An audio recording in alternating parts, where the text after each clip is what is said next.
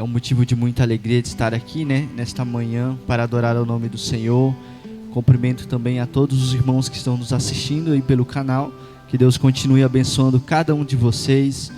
Confesso que é a minha primeira vez participando assim, num trabalho dessa maneira. E confesso que me alegro porque possivelmente também os meus pais estão me assistindo de outro estado. Convidei eles para participar deste trabalho, para que nós possamos honrar a Deus com tudo. E eu não sei qual é a situação do que você está vivendo, nem do que você está passando, mas eu creio que Deus pode fazer grandes milagres. Eu estava olhando ali o chat, mandando vários pedidos de oração, e vi várias pessoas com muita angústia no que escreviam. E eu aprendi uma coisa, que Deus é aquele que opera milagres, faz além daquilo que pedimos, pensamos ou sonhamos. Glória a Deus. Gostaria de ler em Jeremias, capítulo de número 18, que diz assim: palavra que veio a Jeremias da parte do Senhor, dizendo: levanta-te, desce à casa do oleiro, e lá te farei ouvir as minhas palavras. Então desci à casa do oleiro, e eis que ele fazia um trabalho sobre as rodas, e o vaso que ele fazia de barro se quebrou na mão do oleiro, e ele fez novamente o vaso, como pareceu bem fazer-lhe. Glória a Deus. Amém. Quando nós vamos olhar para a Bíblia e tudo o que Deus faz, nós podemos entender que para tudo Deus tem um plano. Ainda que nós não entendamos qual é o principal propósito dele a início. E eu aprendi uma coisa: todos nós que fomos chamados por Deus, não precisamos entender o que Deus quer com a gente. Nós não precisamos entender o porquê do processo. A única coisa que precisamos entender é que Ele está conosco todos os dias. Aleluia! E quando Deus me deu esta mensagem sobre o oleiro, Ele me fez refletir sobre cada passo em que nós passamos na mão dEle. Porque por mais que nós estejamos com Ele, por mais que nós estejamos na presença, orando, nos consagrando a Deus, ainda assim não somos perfeitos para com Ele. E às vezes Deus precisa que nos quebremos na presença dEle. Quando Jeremias é levado a descer à casa do oleiro, ele vai se deparar com alguém que está fazendo uma obra sobre as rodas. E quando Jeremias olha para aquele processo, ele olha e observa uma coisa: o vaso se quebrou na mão do oleiro. Só que o vaso não foi jogado fora. A Bíblia diz que quando o vaso se quebra na mão do oleiro, o oleiro novamente diz assim: agora eu vou fazer um conforme me apraz. Agora eu vou fazer um conforme se alegre o meu coração. Só que eu aprendi uma coisa, estudando sobre a olaria e sobre os processos. Eu aprendi que quando o oleiro vai escolher o barro, nem sempre ele escolhe o melhor barro, aquele que está o mais formoso aos olhos. Ele talvez vai ali e pega um barro que às vezes está cheio de terra, cheio de pedra, cheio de raízes, mas ele não despreza aquele barro e ele leva para a olaria. E ele não coloca ele sobre as pedras. O primeiro passo que ele vai fazer é colocar ele sobre as águas, porque a água vai amolecer aquele barro, para que ele possa ser moldado, para que aquela impureza possa ser tirada.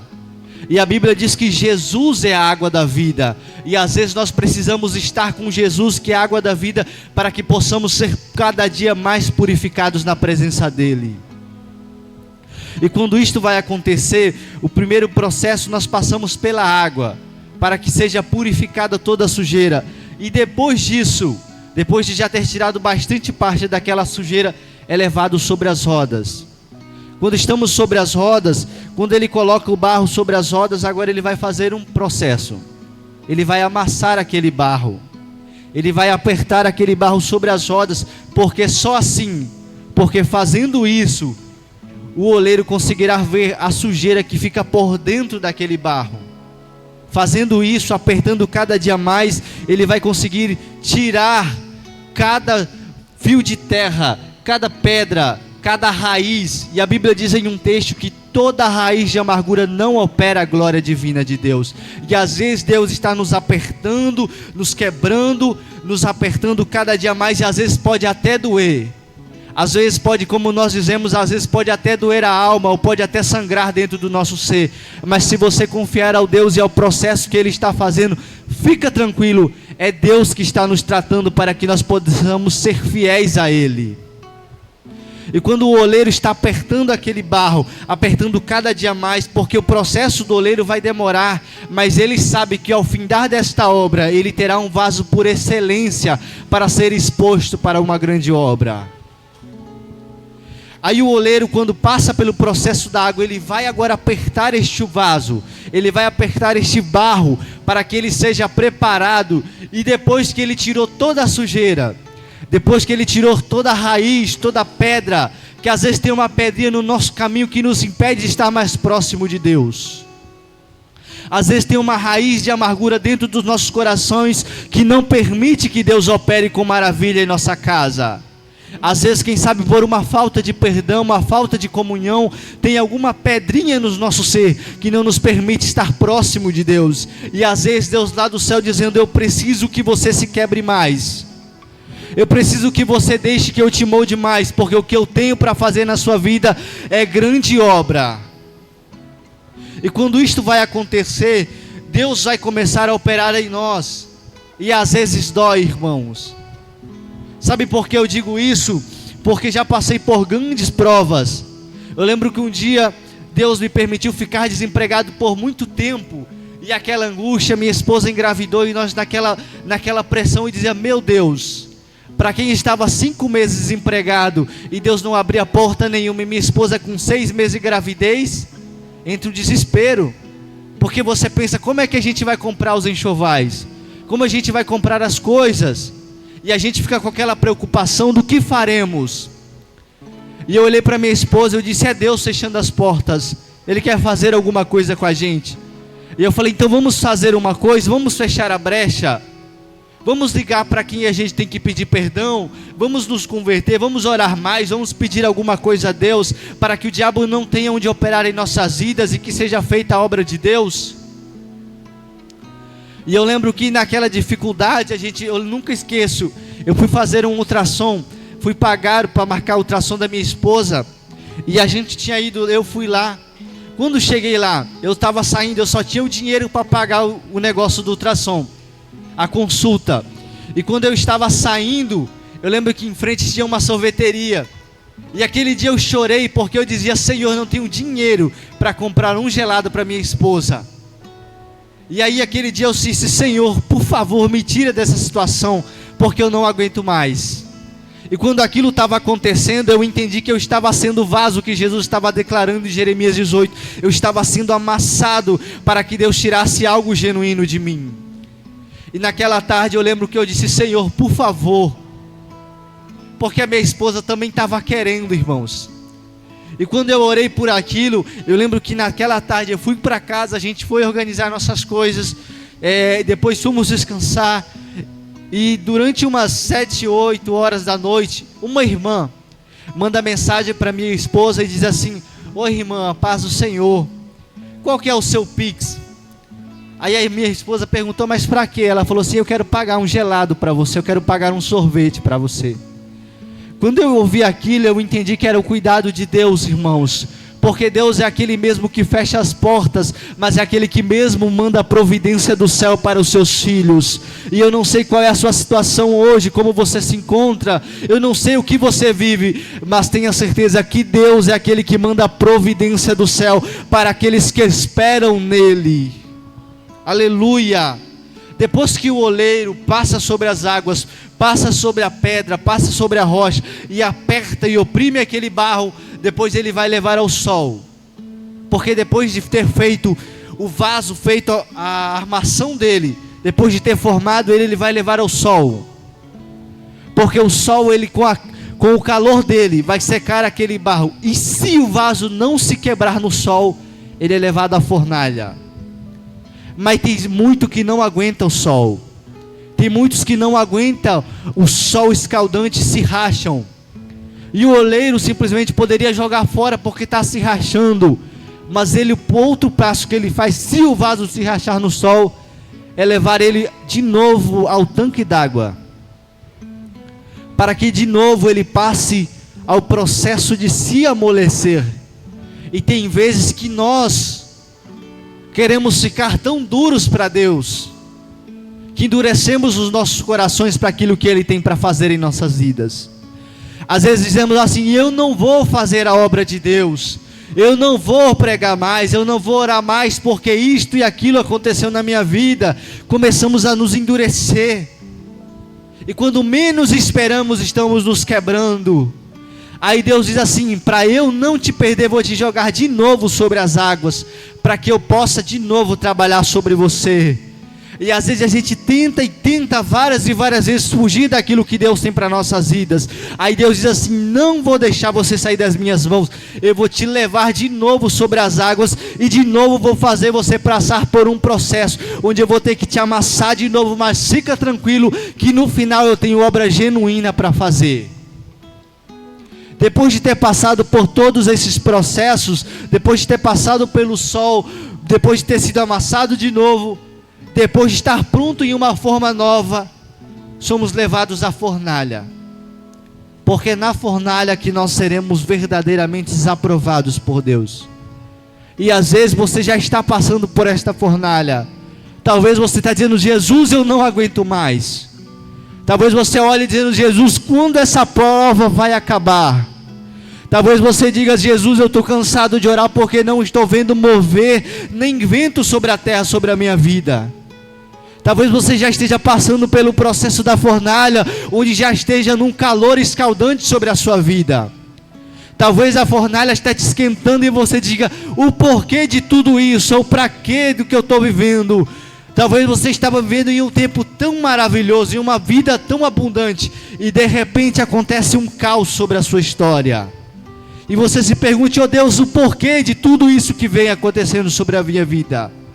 Talvez seja Deus provando a nossa fé, para que possamos ser mais genuínos com aquilo que Ele tem conosco, para que nossa fé seja aprovada perante os olhos dEle.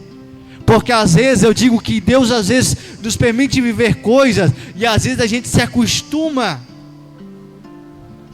Às vezes a gente fica tão tranquilo naquilo que Deus tem nos dado, e a gente diz: para mim aqui já chega, para mim aqui já basta. E Deus ainda lá do céu dizendo: eu tenho mais obras para fazer na sua vida. E às vezes a gente fica omisso, às vezes a gente se esconde, porque às vezes a fornalha está ardendo tanto, e a gente se diz: eu não aguento, eu vou me esconder, porque não vejo providência para mim, porque não vejo solução para aquilo que Deus vai fazer. Talvez seja uma condição financeira, como muitos já oraram, dizendo: Jesus, as portas estão fechadas, nada se abre. Eu lembro que eu fui pregar numa congregação, e ainda no processo que eu estava desempregado, não tinha dinheiro para comprar as coisas em casa. E a minha esposa, a gente só tinha um mantimento, que era o arroz, o macarrão, que nós tínhamos reservado durante o mês para conservar, mas a mistura tinha acabado, a carne não tinha mais. E a minha esposa disse: amor, a mistura acabou. E para não me parecer preocupado, eu falei: eita, meu amor, mas Deus vai prover. E eu lembro que naquele dia, um dia antes de pregar, eu orei, eu falei: Senhor, providencia algo amanhã. Senhor, seja providência na minha vida e na vida da minha esposa, porque não está fácil, não tenho dinheiro para comprar. E eu lembro que aquele dia eu fui pregar naquela manhã, e uma irmã chegou para minha esposa e conversou com ela, e disse assim: irmã, você está sem mistura em casa, né?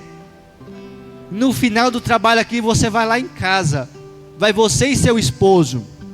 Quando nós saímos, ela convidou a gente para a casa dela, e quando nós chegamos lá, a irmã disse assim: olha, eu tenho esse frango, eu tenho isso, aquilo, eu tenho cebola, isso aqui, e toma mais R$20 para você comprar a mistura da sua casa. E aí eu lembrei da minha oração, e eu agradeci a Deus, porque eu entendi que Ele não deixa nenhum filho padecer, Ele não deixa nenhum filho dele morrer de fome, porque Ele vai providenciar o pão. E às vezes a gente, naquele desespero, porque enquanto as portas estavam fechadas, eu me desesperei por muitas vezes, e eu dizia: Senhor, o porquê disso? Para que isso está acontecendo na minha vida? Porque nós nos desesperamos, irmão, quando as portas se fecham, mas às vezes quando a porta está aberta, a gente se esquece de Deus, se esquecemos de fazer a obra dele, porque a gente diz assim, não, a gente tem que fazer isso, ir lá no trabalho, e às vezes o nosso horário é X, mas a gente quer ganhar mais e fala assim, não, eu vou até tal horário, porque eu vou receber mais, e às vezes a obra de Deus está nos esperando no horário em que temos livre. Aí Deus olha e diz, meu filho, vou eu abrir as portas e você está se esquecendo de mim. Aí ele olha e diz, será que eu vou ter que fechar novamente as portas para você olhar para onde eu te chamei? Será que eu vou ter que fechar as portas? Será que eu vou ter que fechar os rios para que você volte a clamar de novo pelo meu nome? Para que você olhe de novo para a minha presença e diga, Jesus, eu preciso de ti. Porque talvez nós nos gloriamos com aquilo que Deus faz. Tem vezes que Deus precisa nos derrubar, irmãos. Sabe por quê? Porque às vezes Deus nos usa com dons espirituais e a gente diz, meu Deus, olha como eu estou sendo usado, olha como eu estou fazendo, olha como está sendo feito. E aí Deus olha e diz, meu filho, quem faz sou eu. Você está perdendo a sua essência. Porque às vezes Deus nos apresenta para um monte de pessoas para pregar, e às vezes a gente, olha como eu estou importante, olha como eu estou cantando bonito, olha como eu estou fazendo isso. Aí Jesus diz, eu vou ter que te levar de novo para a olaria para ser amassado. Porque você está perdendo a sua essência, está deixando que uma raiz de inveja entre no seu coração, a de soberba, de amargura, e eu quero tirar isso de você. Aí vem Jesus sobre a nossa vida e começa a apertar, e às vezes a gente diz, Jesus, eu não aguento mais, eu não suporto mais. Aí Deus diz assim, é o processo. Suporta um pouco mais, aguenta um pouco mais, porque no final de tudo isso há uma grande obra para ser feita. Aleluia. Eu lembro que ainda quando não era crente, meus pais começaram a ir à igreja, mas eles iam mais ou menos, porque nós não sabíamos nada sobre a igreja. E aí eu entendi que Deus queria fazer algo sobre as nossas vidas. E eu lembro que um dia, ainda criança, acho que eu acredito que tinha uns 8 anos, enquanto dormia, Deus me deu um sonho, onde eu me via prostrado de joelhos, e via um monte de cobras que me rodeavam, e ainda estudava naquela época, e eu olhei para minha mãe e disse, mãe, não quero ir para a escola. E ela dizia, a gente vindo de uma família bem simples, ela dizia, não, você tem que estudar, você tem que ir para a escola. E eu dizia, mãe, mas eu não quero, eu não estou bem. Ela dizia, não, você vai, de tanto insistir. Eu falei, tá bom, mãe, eu vou. Quando eu cheguei lá, no período das 11 horas, eu sofri um acidente. Caí de uma altura muito grande, bati a cabeça e quebrei a cabeça. E comecei a ter várias hemorragias, porque aquilo começou a trancar a minha respiração, os meus ouvidos saíam muito sangue. Fui levado depressa à capital para ser operado. Minha mãe até então ainda não estava firme com Deus, e meus pais também. Ninguém da minha casa estava firme com Deus, e nem eu pensava em ser crente naquela época. Mas quando eu estava sendo levado naquela ambulância, as únicas palavras que eu lembrava era dizer para minha mãe, dizendo, mãe, não me deixa morrer. Não me deixa morrer, porque eu não sabia para onde eu ia, irmãos. Mas eu tinha uma certeza que para o céu eu não iria, porque não vivia conforme o que Deus me pedia. E quando eu estava passando por aquele processo, eu lembro que minha mãe orava e dizia, Jesus, não deixa meu filho morrer. Eu via minha mãe clamar como nunca tinha clamado em favor a Deus. E quando chegamos naquele lugar para eu ser operado, a médica olhou para minha mãe, isso a minha mãe me contando depois de tudo que tínhamos passado. Fiquei quase 2 anos em um hospital. Ela disse assim, mãe, você acredita em milagres, você acredita em Deus? Minha mãe olhou com os olhos doídos, porque via tudo aquilo acontecer, e ela disse, eu creio, então ore, porque só um milagre para salvar o seu filho. Depois disso, a minha mãe foi para o banheiro do hospital, porque ela não sabia onde orar, e dobrou os joelhos dentro do hospital, e começou a orar, dizendo, Jesus, dá vida ao meu filho, porque se o Senhor der a vida a ele, eu entrego ele no teu altar, para ele fazer a tua vontade. E os médicos diziam para minha mãe, se nós não conseguimos fazer a cirurgia, se nós não conseguimos tirar o sangue que está sobre a cabeça dele, e se aquele sangue ficar sobre a cabeça dele e se secar ali, ele pode ficar paralítico, nenhum movimento do corpo ele terá. E para a glória de Deus, hoje eu ando, todo o meu corpo funciona, porque Deus fez um milagre por completo. A minha mãe se entregou a Deus para que Deus fizesse um milagre, e me entregou para que eu possa ser um milagre. E quando isso aconteceu, as médicas chegaram, depois de ter feito a cirurgia, com risco de morte. Elas diziam: mãe, aconteceu um milagre, o seu filho está bem, agora ele está se recuperando. A minha mãe começou a chorar porque ela entendeu o que Deus estava fazendo. Sabe o que eu entendo com isso? É que Deus às vezes testa a nossa fé, para que entendamos que Ele é Deus, e às vezes por fugir do propósito dEle, Ele permite que grandes coisas aconteçam em nossas vidas, que nos ferem por dentro. E hoje, para a glória de Deus, a minha mãe é dirigente do círculo de oração, e o meu pai faz parte da coordenação da sede na igreja onde eu congregava. Mas Deus precisou fazer um reboliço em casa, irmãos. Deus precisou levantar uma tempestade tão grande em casa, para que nós possamos dobrar os nossos joelhos e nos render a Deus. Porque nós estamos vivendo como qualquer um, estávamos vivendo como pessoas normais. Íamos à igreja uma volta e meia no domingo. A gente ia dizendo: vamos à igreja, por ir à igreja, mas não para servir a Deus de verdade. E Deus, com os seus propósitos genuínos, dizendo: eu vou quebrar esses vasos, eu vou fazer algo novo, vou levantar uma tempestade forte, para que eles sejam provados, para que eu possa ser verdadeiro na vida deles. E depois de passar anos sofrendo por aquilo, quando voltei para minha cidade, depois de ter passado 2 anos longe, os médicos falavam para mim: olha, você não pode fazer isso, você não pode fazer aquilo, isso. Eles me proibiram de tanta coisa. E eu dizia, né, comigo mesmo: pronto, acabou minha vida, né? Porque mesmo já tendo sido operado, mesmo já tendo uma vida normal, eu estou sendo privado de muitas coisas. Mas com o passar do tempo, eu vi Deus fazendo milagres na minha vida, na minha recuperação, porque nem os médicos entendiam o que estava acontecendo. Porque tudo aconteceu tão rápido, mas mesmo assim Deus esteve comigo. Deus esteve sobre a minha casa, e olha que a tempestade foi grande. Porque o único que estava trabalhando naquela época era o meu pai, e ele tinha que mandar dinheiro para a capital para nos sustentar lá. E ele disse que quase nem comprava as roupas para ele, para as coisas de casa. E nós tínhamos mais 3 irmãos, e os meus irmãos tinham que trabalhar. Nunca esqueço isso. Meus irmãos iam pescar para vender peixe, para eles poderem comprar as coisas deles, porque não tinha. Porque enquanto eu estava no hospital, meu pai trabalhava e enviava dinheiro para lá, para a gente ter alguma coisa que comer, para pagar as coisas dos médicos, para pagar a fisioterapia que eu tive que fazer depois de um tempo. E depois disso, Deus foi fazendo milagres em nossa casa. Eu lembro que meu pai era alcoólatra, nem servia a Deus. Quantas vezes eu não via meu pai, chegava às vezes da igreja, via meu pai deitado sobre a rede, com uma garrafa de pinga, de cerveja, e ele deitado na rede com aquele negócio todo bêbado, gritando.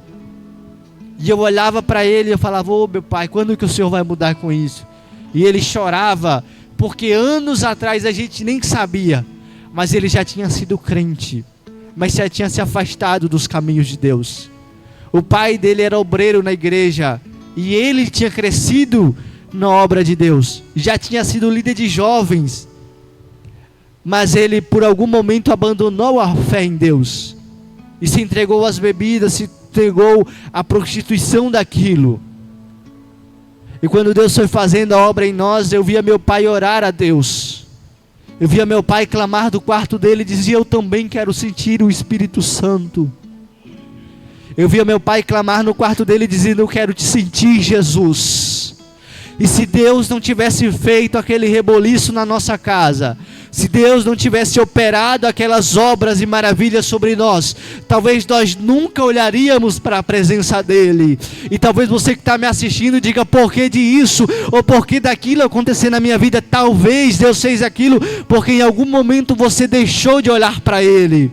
Talvez em algum momento da sua história você parou de olhar para a presença dEle, parou de ter Ele como um verdadeiro Pai, parou de ter Ele como um verdadeiro Senhor e começou a ter Ele como um qualquer na sua casa. Deixou de dar prioridades a Ele naquilo que Ele te pedia. Porque talvez tem uns que estão assistindo e Deus tem uma obra grande na sua vida e você está tendo omissão naquilo que Deus está fazendo e que está correndo, fugindo e Deus está dizendo, eu vou ter que fechar as portas, eu vou ter que levantar uma tempestade sobre a sua casa para você voltar a orar como você orava, para você se humilhar como você se humilhava, para eu poder te usar novamente. Aleluia! E quando nós estamos passando sobre este processo, vivemos em uma sequidão como o próprio Ezequiel. Talvez vivemos como o povo de Israel em um vale de ossos secos onde não mais tem vida. Mas eu aprendi que uma coisa, que até para a morte tem milagre, que é a ressurreição. Para muitos diz a morte, a única solução que não tem é para a morte, né? Mas para Jesus tem, que é a ressurreição. Para Jesus tem sorte. Para Jesus há oportunidades. Porque Ele é o único que pode fazer grandes milagres. Ele é o único que opera maravilhas. Ele é o único que sustenta a nossa casa, irmãos. Porque quando eu olho para isso, eu olho para Ezequiel 37, que o profeta Ezequiel vai ser levado a um vale de ossos secos. E o próprio Deus pergunta a Ezequiel, podem estes ossos novamente ter vida? E ele diz, Deus, o Senhor o sabe. Aí Deus determina sobre Ezequiel profetiza, que eu farei sobre estes ossos, nascer nervos, carne e pele. E eu olho o trabalhar de Deus, que Deus não deu pele a início, e Deus não deu carne. A primeira coisa que Deus vai dar nervos, vai dar músculos. Porque Deus, quando vai fazer a obra, Ele não faz de qualquer jeito, Ele faz por perfeito. Porque quando Ezequiel vai profetizar, a Bíblia diz que houve-se um temor, acontece um reboliço sobre aquele lugar, e sobre os ossos começam a nascer nervo. Nervo é sinal de força. Quando Deus vai nos restaurar daquilo que nós não aguentamos mais, primeiro, Ele nos restaura com força, para que nós possamos suportar aquilo que Ele tem para nós.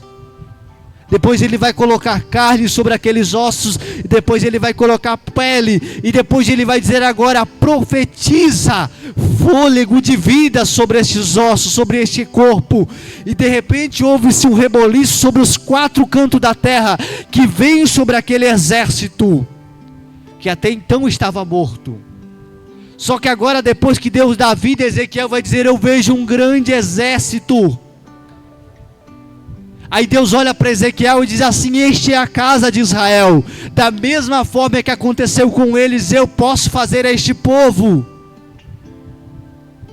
Aí eu entendo que Deus é tão perfeito na sua grandiosidade, que por mais que nós estejamos mortos, Ele diz, continua profetizando que em breve eu enviarei um reboliço sobre os 4 cantos da terra e farei milagre na sua casa. E às vezes eu aprendi uma coisa, que às vezes nós somos tão bons para profetizar na vida de A, B e C, mas não temos capacidade de profetizar coisas boas sobre a nossa casa. Cremos que Deus vai fazer milagres na igreja, cremos que Deus vai fazer milagre na vida de muitos irmãos, mas quando vem a aprovação sobre a nossa casa, a gente perde a fé. E a gente olha e diz, será que Deus vai fazer? E às vezes Deus já se revelou de grandes formas na nossa vida. Deus já até mostrou quanto é fiel em nós. E às vezes a gente começa a duvidar pelo medo, pela angústia e pelo cansaço. Eu olho para a história de Jó e vejo Jó, que vivia uma vida boa, e de repente tudo começa a dar errado. E eu aprendi uma coisa, que às vezes nós, como nosso linguajar crentez, nós dizemos assim: se está dando errado é porque Deus está pesando a mão. Se está acontecendo isso na vida do irmão, é Deus pesando a mão. Às vezes a gente olha para alguém que está doente dizendo: é Deus pesando a mão. Cuidado, talvez seja Deus provando sua fé. Porque Jó não tinha pecado nenhum contra Deus, mas ganhou chagas, perdeu filhos. Só não perdeu a esposa porque Deus foi misericordioso, mas perdeu riqueza, perdeu casa, perdeu tudo. Chegou a viver nas cinzas, mas mesmo assim ele entregava a sua vida para adorar a Deus. E quando Jó está cansado, ele começa a clamar a Deus e perguntar a Deus o porquê das coisas. Aí Deus se revela a Jó e diz: Jó, onde estava você quando eu estava criando os fundamentos da terra? Deus começa a conversar com Jó dizendo: Jó, onde estava você quando eu criei todas as coisas dessa terra? Quando eu fiz a magnitude da sabedoria e de tudo mais, onde estava você? E eu imagino Jó ouvindo isto de Deus, e Jó começa a chorar. Porque Jó vai dizer: bem sei que tudo podes, e que nenhum dos teus pensamentos podem ser frustrados. Porque às vezes nós nos angustiamos tanto que começamos a perguntar a Deus o porquê, Senhor, daquilo, o porquê daquilo, mas sem a certeza que Deus sabe de todas as coisas. Porque a Bíblia diz que quando formos aprovados, receberemos a coroa da vida, a qual Deus tem preparado para cada um de nós. E eu aprendi uma coisa: que na terra talvez nós não moremos na casa que queremos, que desejamos, talvez não tenhamos os imóveis que tanto sonhamos, talvez não tenhamos o carro que tanto desejamos, talvez não nos formemos daquilo que tanto sonhamos, talvez até que você viva de aluguel dentro de uma casa, mas se você espera firme no Senhor, você vai ter uma morada eterna. E lá não vai ter ninguém batendo na sua porta dizendo: ei, já está na hora de pagar o aluguel, porque lá você vai ter uma morada eterna. Lá não vai ter ninguém dizendo assim: as dívidas estão chegando. Não, porque Deus vai ser o dono da própria riqueza, onde vai nos manter numa casa segura, onde vai ser a providência para nós mesmos, onde nós não teremos falta de nada. A Bíblia diz que lá não haverá choro, lá não haverá dor, lá não haverá tristeza. E hoje aqui tem vezes, talvez nós choremos muito, padeçamos muito, e às vezes por ferida que nos fizeram. Às vezes não foi nem nós, às vezes as pessoas. Porque eu lembro que quando eu estava desempregado, eu saía quase todos os dias para enviar currículo, dia após dia, já estava cansado. E as pessoas ligavam para minha esposa dizendo assim: o Bruno já está trabalhando. E aí minha esposa, sem saber o que dizer, ela dizia: ainda não. E eles diziam assim para minha esposa: ele é um preguiçoso, não quer fazer nada, só quer ficar em casa. Manda ele trabalhar, manda ele fazer alguma coisa. E quando eu ouvia aquilo, eu ficava tão triste, porque essas mesmas pessoas vinham para o culto, pulavam, rodavam e davam glória a Deus. E eu dizia: como pode existir pessoas assim? Mas aí eu entendi que Deus, Ele não olha para a nossa aparência, nem para aquilo que nós temos para oferecer a Ele, porque Ele sabe que o maior preço quem já deu por nós foi Jesus, porque nós mesmos não temos nada para oferecer a Deus, senão a nossa própria vida para entregar em favor dEle, para fazer algo para Ele. Porque o próprio salmista dizendo: que darei eu ao Senhor por todos os benefícios que Ele tem nos feito. Você que está me assistindo, eu te pergunto: o que você tem para dar a Deus depois de tantos benefícios que Ele tem te dado? O que você tem para dar a Deus depois de tantas obras maravilhosas que Ele tem feito na sua vida? O que será que nós temos para dar a Deus, que Deus diga assim: me alegrei com o que você me deu? Porque se o maior preço Ele já deu por nós, irmãos, o que será que temos para oferecer a Deus que seja tão genuíno, que Ele diga assim: isso superou a minha graça? Será que temos alguma coisa em que ofertar a Deus, para que Deus diga assim: isso superou o meu sacrifício na cruz? Eu creio que não temos. Eu tenho a plena certeza que não temos algo grande para oferecer a Deus. E mesmo assim Ele não nos despreza. Mesmo sobre todas essas coisas, Deus não nos abandona. Porque eu digo que é fácil às vezes nós estarmos na casa de Deus, bem arrumado, bem vestido, servindo a Deus. Eu lembro que quando Deus me chamou para viver com Ele, para fazer a obra dEle, eu lembro que o meu primeiro púlpito, nunca me esqueci, meu primeiro púlpito foi uma pia onde eu lavava a louça. E a gente era tão simples que a nossa pia era uma porta que tinha estragado. A minha mãe tirou aquela porta e colocou sobre a nossa pia. E a gente tinha aqueles baldão de alumínio, onde a gente colocava a louça ali e começava a lavar. E eu esperava todo mundo ir embora para trabalhar, e eu pegava uma colher de madeira e começava a pregar. As pessoas que me ouviam eram uma galinha, um gato e um cachorro. Essas foram as coisas que me ouviam para pregar. Mas eu tinha convicção que aquilo não seria a minha realidade, que Deus transformaria a minha vida. Porque Ele foi o mesmo que prometeu naquele hospital que faria grandes obras. Ele foi o mesmo que profetizou quando eu estava numa congregação que era toda de madeira. O chão até era de madeira. O chão estava até quebrando, irmãos. A parede era tudo escura, suja, porque não tinha condição de manter aquela igreja. E lá Deus revelava de grandes maneiras. E Deus não deixava de operar maravilhas. Por isso que Deus, Ele é fiel em todas as coisas que faz. Porque Ele, por mais difícil que seja a nossa situação, por mais difícil que seja o processo, Ele ainda permanece conosco. Ele ainda permanece sendo fiel a nós. A Bíblia diz que ainda que sejamos infiéis, Ele permanece sendo fiel, porque não pode negar-se a si mesmo. Isto é fidelidade, irmãos. Isto é graça de Deus. É entender que sobre todas as coisas Deus vai cuidar da nossa vida. Porque aquele oleiro, quando Jeremias olhou para aquele vaso, quem sabe Jeremias pense dizendo: meu Deus, por que todo este processo? Aí Deus diz assim: da mesma forma que eu restaurei este vaso, eu posso fazer com este povo. E talvez nós olhemos para nós mesmos e digamos: até quando? E talvez lá do céu dizendo, Deus está dizendo: da mesma forma que eu fui fiel no passado, serei com você no presente. Ele não nos deixou, irmãos. Ele não nos despreza, ainda que pequemos com Ele. E eu aprendi uma coisa, que nós não podemos culpar o diabo por tudo. Porque um dia, analisando na Bíblia, meditando sobre a vida e olhando para a história de Jó, Deus permitiu que o diabo fizesse tantas coisas, mas Jó nunca atribuiu as obras ao diabo. Jó nunca disse: foi o diabo que se levantou na minha casa, foi o diabo que tomou a vida dos meus filhos. Jó nunca disse: foi o diabo que tirou todas as minhas riquezas. Quando Jó vê tudo dando errado, Jó raspa a cabeça, se humilha aos pés e diz assim: Deus me deu, Deus tomou, bendito seja o nome dEle. Porque eu aprendi uma coisa: o diabo só toca onde nós damos brecha, mas tocar em tudo quem faz é Deus. A Bíblia diz que o diabo só opera naquilo que nós damos lugar. Mas se nós não dermos lugar, e tudo está dando errado, e tudo está sendo tribuloso, tenha certeza que é o trabalhar de Deus para provar a nossa fé. Porque quem opera em todas as coisas é Deus, irmãos. Se tudo está de porta fechada, tenha certeza que fechou foi Deus, porque Ele quer provar a nossa essência.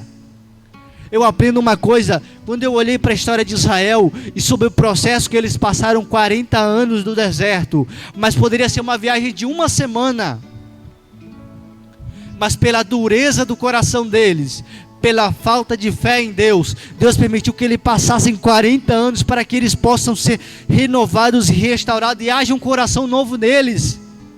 Quando eu olhei para essa vida, para toda essa história, eu entendi uma coisa: nós não precisamos passar 40 anos no deserto para chegar àquilo que Deus nos quer. Às vezes precisamos só entender a voz dEle. É uma coisa que nós talvez não estejamos entendendo. Porque quando o povo de Israel não ouvia a voz de Deus, vinha turbulência, vinha tempestade, vinha falta de comida, vinha muita coisa. Mas quando eles ouviam a voz de Deus, vinha maná do céu, vinha carne do céu, vinha sombra sobre aquele calor escaldante, vinha uma coluna de fogo naquele frio na madrugada. Isso era Deus dizendo: se vocês ouvirem a minha voz, eu vou providenciar tudo. E às vezes a gente se tampa para ouvir aquilo que Deus tem para nossas vidas, porque às vezes o que Deus vai pedir é larga aquilo, larga isso, abandona aquilo, e às vezes a gente não quer abandonar, porque estamos tão apegados àquilo que nós gostamos, estamos tão apegados àquilo que nós desejamos, estamos tão apegados com aquilo e isso, e aí Deus diz: se você não largar, ainda não poderei fazer grandes coisas.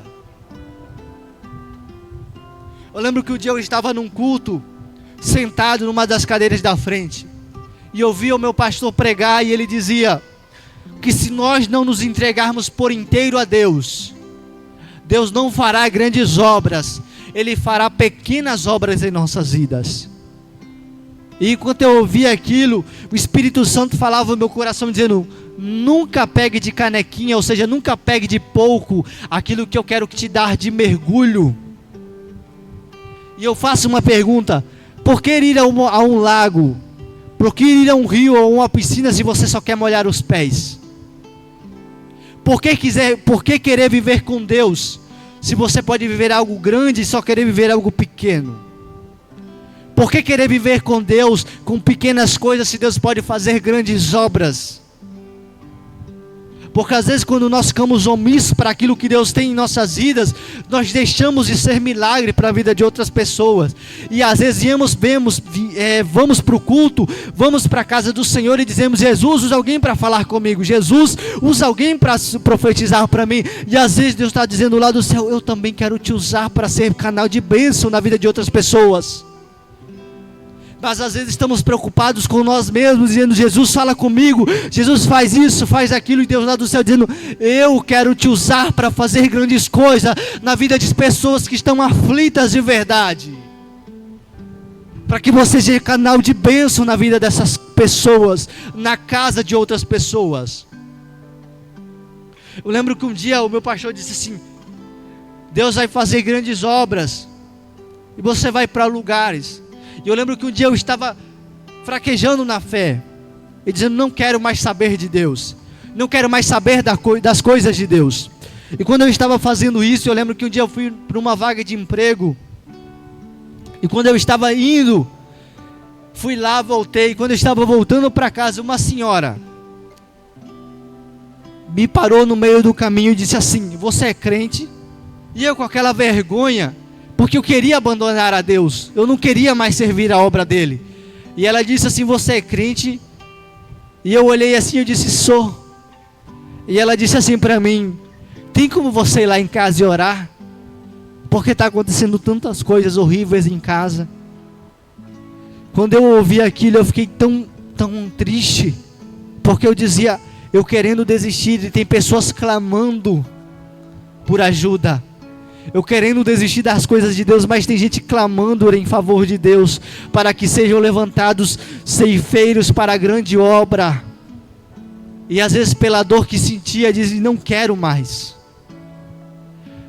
Mas eu quero te dizer nesta manhã: Deus não se esqueceu de você. Deus não se esqueceu do que Ele tem na sua vida. Não tenha Ele como esquecido e dizendo: Jesus, será que o Senhor se esqueceu de mim? Deus não se esqueceu de você.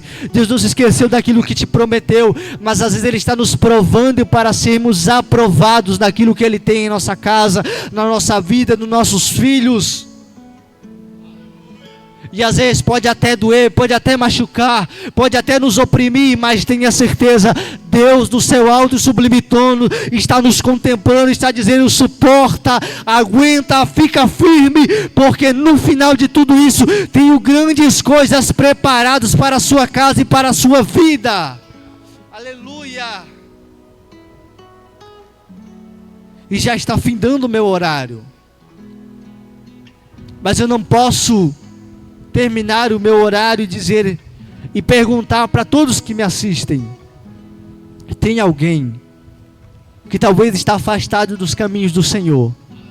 Talvez por algum momento da sua vida você já teve alguma coisa com Deus, mas pela tribulação da vida você é angustiado, triste, decidiu abandonar a Deus.